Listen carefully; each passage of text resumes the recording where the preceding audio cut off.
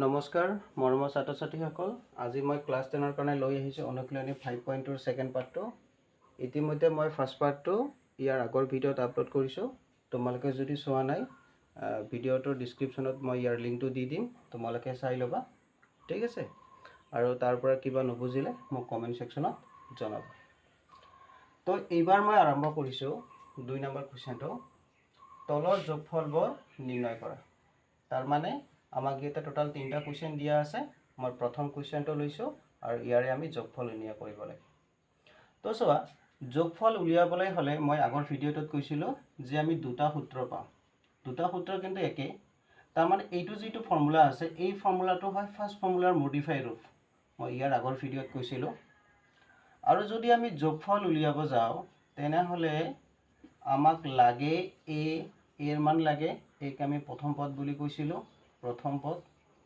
তাৰ পিছত লাগে ডিৰ মান ডিক মই কৈছিলো সাধাৰণ অন্তৰ তাৰ পিছত আছিল n আছিল পদৰ সংখ্যা এইকেইটা পালে আমি যোগফল উলিয়াব পাৰো এইটো সূত্ৰ ব্যৱহাৰ কৰি ঠিক আছে এই সূত্ৰটো যদি ব্যৱহাৰ কৰিব যাও ইয়াতে একে কন্ডিশন আমাক প্ৰথমতে লাগিব n তাৰ পিছত লাগিব a আৰু an মানে হয় অন্তিম পদ এইকেইটা পালে আমি ইয়াতে যোগফল ওলাব পাৰিম ঠিক আছে তো চোৱা মই এই অঙ্কটো এইটো ফৰ্মুলাত কৰিম তেনেহলে বেছি বেটাৰ হ'ব এইটো ফৰ্মুলাটো কৰা যায় ইয়াত কৰিলে অলপ শৰ্টকাট হয় ইয়াত কৰিলে অলপ ডাঙৰ হয় তো চোৱা আগৰ দৰে সমান্তৰ প্ৰগতিত যদি আমি যোগফল ওলাব যাও তেনেহলে আমাক লাগে কি প্ৰথম পদ তো চোৱা ইয়াতে প্ৰথম পদ কি আছে এইটো হল 7 এইটো প্ৰথম পদ তাৰ পিছত আমাক লাগে সাধাৰণ অন্তৰ মানে কৈছিলো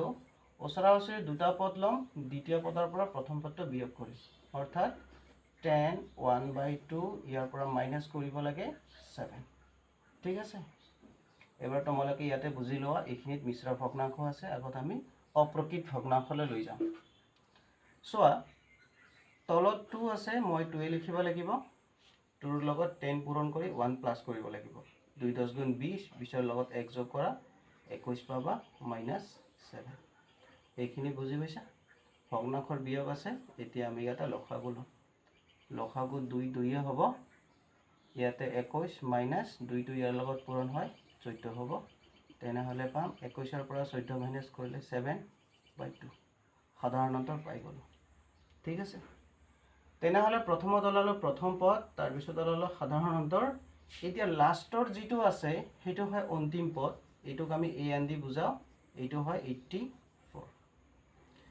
কিন্তু যোগফল ওলাবলৈ হলে আমাক কি লাগে মই অলপ আগতে কলো আমাক লাগে n পদৰ সংখ্যা a প্ৰথম পদ d সাধাৰণ অন্তৰ ঠিক আছে তো এতিয়া চোৱা এই অঙ্কটোত আমাক কিন্তু n ৰ মানটো দিয়া নাই n ৰ মানটো আমি ওলাই ল'ব লাগিব যাৰ কাৰণে লিখিম n = what তাৰ পিছত যোগফল যাক sn দি বুজাও sn = what এইখিনি বুজি পাইছা ঠিক আছে এইবাৰ প্ৰথমতে আমি পদৰ সংখ্যা n ওলাব লাগিব তাৰ পিছত আমি যোগফল ওলাব লাগিব তো চোৱা পদৰ সংখ্যা n কেনেকৈ ওলোৱা হয় তেনেহলে পদৰ সংখ্যা n ওলাবলৈ হলে আমি ইয়াৰ পৰা যাব লাগিব লিখিম এতিয়া an ৰ পৰা যাম an = কিমান আছে 84 an ৰ এটা সূত্ৰ আছে অন্তিম পদৰ এটা সূত্ৰ আছে এই সূত্ৰটো ইয়াৰ তলত বহাই দিবা an ৰ সূত্ৰটো হয় a + n - 1 * d = 84 ইয়াতে ইয়াৰ d মান আছে বহাই দিবা এৰ মান কিমান আছে 7 এৰ তলত বহাবা 7 প্লাস n ৰ মান নাই এটো একে থাকিব ইনটু d ৰ মান পাইছো 7/2 অৰ্থাৎ 7/2 = 84 বুজি পাইছা প্ৰথমতে আমি এই 7 টো খোফালে লৈ যাম যদি 7 টো খোফালে লৈ যাও ই হ'ব মাইনাস ইয়ে খোফালে লৈ গলে এইখিনি থাকি যাব আৰু এটো যেটো n - 1 আছে n - 1 টো 7 ৰ লগত ইনটু হ'ব তাৰ তলত 2 থাকি যাব তো মই 7 ৰ লগত এটো ডাইৰেক্ট ইনটু কৰি দিও তেনে 7n - 7/2 = 84 মই ইয়াক খোফালে লৈ যাম -7 বুজি পাইছা তাৰ পিছত চোৱা 7n - 7/2 = 84 ৰ পৰা 7 বাদ দিয়া তেনেহ'লে 11 কৰিলে 14, 14ৰ পৰা 7 গ'লে 7, ইয়াতে হ'ব 77। বুজি পালা? ইমপ্লাইজ এইবাৰ 2টো গৈ ইয়াৰ লগত পূৰণ হয়। 7n - 7 = 2টো ইয়াৰ লগত পূৰণ হ'লে বজ্ৰ পূৰণ। 7 2 গুণ 14, 4 হাতত থাকিব 1, 7 2 গুণ 14 একে 15। ঠিক আছে? ইমপ্লাইজ মই 7টোক সোঁফালে ল'ম। তাৰমানে 7n = 154, এইটো সোঁফালে গ'লে +7। তেনেহ'লে 7n = এইটোৰ পৰা এইটোৰ লগত এইটো যোগ কৰি দিয়া। তেনেহ'লে 7 4 11, 5 1 6 এইটো। তাৰপিছত ইয়াৰ পৰা n ওলাম, n = 161/7। ইয়াক কাটাকাটি কৰিম, তেতিয়া আমি n পাই যাম। কাটাকাটি কৰিলে কেনেকৈ হ'ব? 7 16ৰ ভিতৰত 2 বাৰ, 7 2 গুণ 14, বাকী থাকিব 2, 21 হ'ব। 7 3 গুণ 21, অৰ্থাৎ n ৰ মান কিমান পালোঁ আমি? n ৰ মান পালোঁ 23। তাৰ মানে আমি 23টা পদৰহে যোগফল ওলাব লাগে। বুজি পাইছা? এতেকে এইখিনি বুজি পাইছা? লিখি লোৱা। এইবাৰ যোগফলটো ওলাও। যেহেতু পদৰ সংখ্যা আমি পাই গ'লোঁ, এবাৰ যোগফলটো ওলাব পাৰি। এতেকে যোগফলৰ সূত্ৰটো Sn = মই এইটো ফৰ্মুলা ইউজ কৰিব পাৰোঁ, এইটোও ইউজ কৰিব পাৰোঁ, মোৰ মন মৰ্জি। তোমালোকে যিটো ভাল লাগে সেইটো ইউজ কৰিব পাৰা। মই শ্বৰ্টকাট এই নিয়মটো ইউজ কৰি দেখুৱাই দিওঁ। তো Sn = n/2 ব্ৰেকেটত a + an। ঠিক আছে? এতিয়া আমাক কিমানটা পদৰ যোগফল লাগে? 23টা পদৰ যোগফল লাগে। তাৰ মানে লিখিব লাগিব Sn ৰ ঠাইত 23 = n ৰ মান 23, তাৰ তলত 2 * a ৰ মান আছিলে 7 + an ৰ মান আছিল 84। বুজি পালা? এইবাৰ একো নাই, গোটেইখিনি ক্যালকুলেশন হৈ গ'ল। 23/2 চেম লিখিবা, ইনটু এই দুটাত প্লাস কৰি দিয়া। প্লাস কৰিলে আমি কি পাম? 7ৰ লগত 4 যোগ কৰিলে 11, থাকিব 1, 8 1 9। বুজি পালা? এইবাৰ আমি কি কৰিম? 91ৰ লগত 23 ইনটু কৰিম, তলতটো থাকি যাব, সেইটোৱে আমাৰ উত্তৰ হ'ব। তো ইয়াতে কৰোঁ, 91ৰ লগত যদি 23 ইনটু কৰোঁ, 3 × 3, 3 9 × 27 ইনটু তাৰপিছত 2 × 2, 9 2 × 18।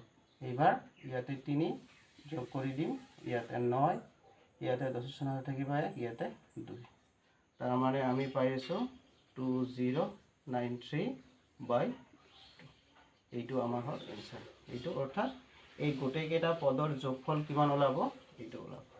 ঠিক আছে? লিখি লোৱা, কিবা নুবুজিলে জনাবা। ঠিক আছে?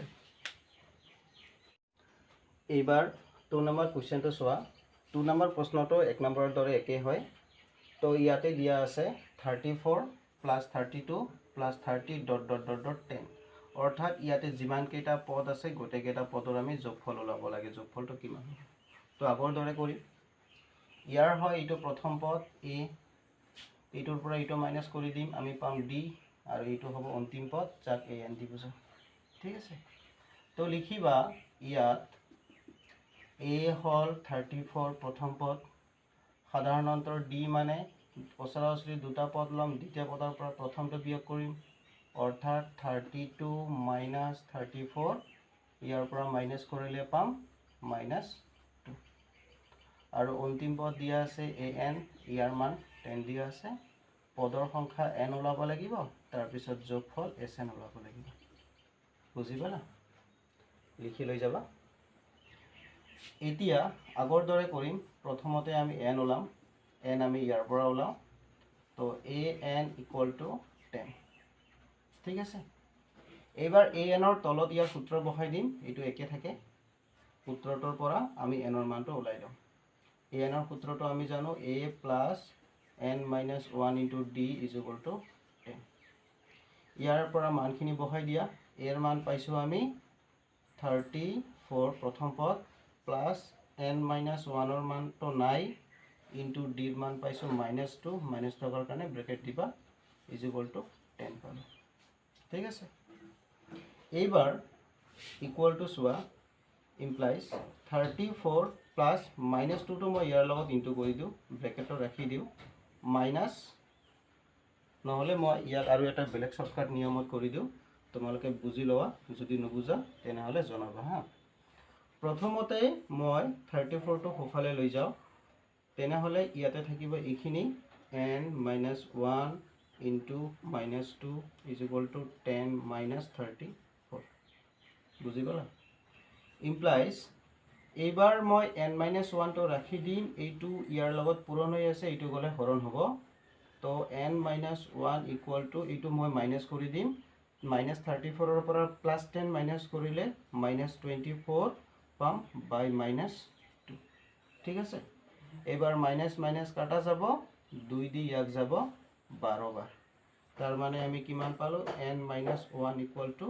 12 ইয়াৰ পৰা আমি n ৰ মান লম n equal to 12 minus 1 টো সকলে গলে plus 1 তেনেহলে পাম আমি 13 বুজি পালা তো n ৰ মান কিমান পালো 13 এতিয়া যোগফল ওলাব পাৰিম কাৰণ পদৰ সংখ্যাটো পাই গৈছো আমাক প্ৰথম পদ আৰু সাধাৰণতে দিয়াই আছে তো এটাকে যোগফল s n equal to ইয়াৰ কাৰণে দ্বিতীয় সূত্ৰটো ব্যৱহাৰ কৰিম শৰ্টকাট হ'ব n/2 ব্ৰেকেটত a plus an তোমালোকে এক নম্বৰ সূত্ৰটো ব্যৱহাৰ কৰিব পাৰা দুই নম্বৰ সূত্ৰটো ব্যৱহাৰ কৰিব পাৰা মই দুই নম্বৰটো ব্যৱহাৰ কৰিম যাতে সোনকালে হয় তো implies s n ৰ মান কিমান পালো 13 ইয়াতে লিখিম 13 is equal to n ৰ মান 13/2 into ব্ৰেকেটত a plus an এৰ মান কিমান পালো 34 plus an ৰ মান কিমান আছিল 10 বহালো